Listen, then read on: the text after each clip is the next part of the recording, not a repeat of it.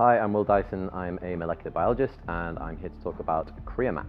For some time now, we have only had Creamax HCL in stock. That is because there have been supply chain issues with the Creapure version of Creamax. Creapure is like the brand standard for creatine monohydrate. Creatine monohydrate is the gold standard considered for all creatine research. Most creatine research has been done with monohydrate. Creapure is, as it suggests, a super pure form of creatine monohydrate and is considered the gold standard of creatine monohydrate. So it's been off the market for quite some time. It's come back now. Some people will think, okay, well great, monohydrate's back, so HCL is obsolete, but that isn't necessarily the case.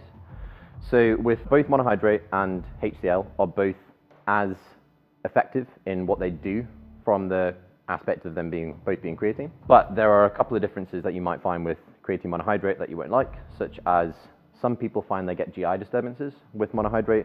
Some people do find that they hold a little bit more extracellular or total body fluid with creatine monohydrate versus HCL. HCL you tend to hold less fluid for, so if you're in a weight-making sport or if you're towards the back end of contest prep and you haven't been using monohydrate but you have been using HCL, you haven't been using creatine and you wanted to use a creatine product, HCL might be a better option. Or again, if you get GI distress from monohydrate, then you might be better off trying HCL. But again, both are just as effective in terms of what they do.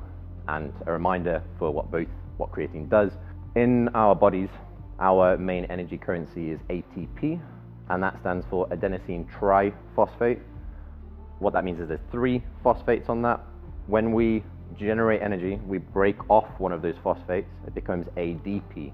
Our body's got a very short supply of ATP in our muscles to use, so it has to use things or other fuel sources to replenish that.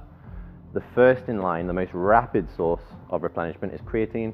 It is stored in our bodies as creatine phosphate. It takes the phosphate, puts it back onto ADP, makes ATP, etc. It is more quickly utilized than carbohydrates or fats, which means you've got instant access to energy, which is why creatine has got it's probably the most researched supplement for strength improvement, power improvements, and that then translates through to hypertrophy and a whole load of other benefits. But that is the basics behind creatine, and both HCL and monohydrate do just as good a job. Creamax HCL, sometimes it is prone to clumping, just make sure you keep it in the fridge. Again, this doesn't affect product effectiveness.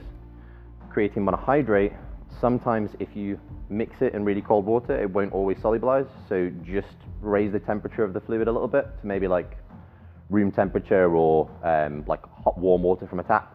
Some people will mix it in a coffee, something like that. Dosage wise, with all creatine products, generally it takes 3 to 4 weeks to saturate your creatine stores.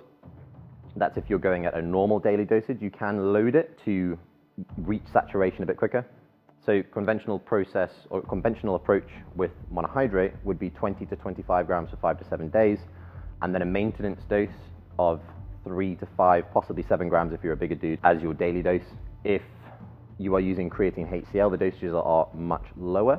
So 1.5 grams of creatine hydrochloride tends to equate to about 5 grams of creatine monohydrate. That is because when they've done studies comparing the two, 1.5 grams of creatine HCL was sufficient enough to saturate muscles to the same degree as 5 grams of creatine monohydrate. So you're not being shortchanged, it's just that you just don't need as much of it.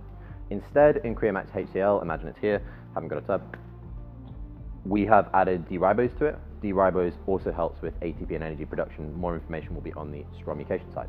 The other really cool thing, the last really cool thing about both Creamax products is that both contain 100 milligrams of Actogen.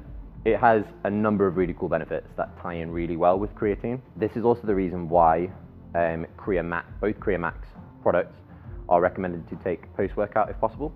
2 of the core benefits of Actogen are increased glycogen accumulation. That's the storage of carbohydrates in your muscles by up to 375% in some studies. That is an incredible rate of glycogen storage. Another cool benefit is a profound reduction in muscle soreness, where I think, from memory, the studies that have looked at this have shown about a 60-70% reduction in creatine kinase on like 3 or 4 days after exercise, and that's one of your big markers of muscle damage and soreness. There are a lot of other cool things about Actogen, which again, further more information is on the Strom mutation website. But they're both really cleverly formulated products, and the inclusion of Actogen within these it just ties really nicely with creatine, taking it to that's what distinguishes it really from creatine monohydrate or creatine HCL into Creamax. And that Actogen is included at 100 milligrams, which is double what they use in the clinical trials that have looked at this.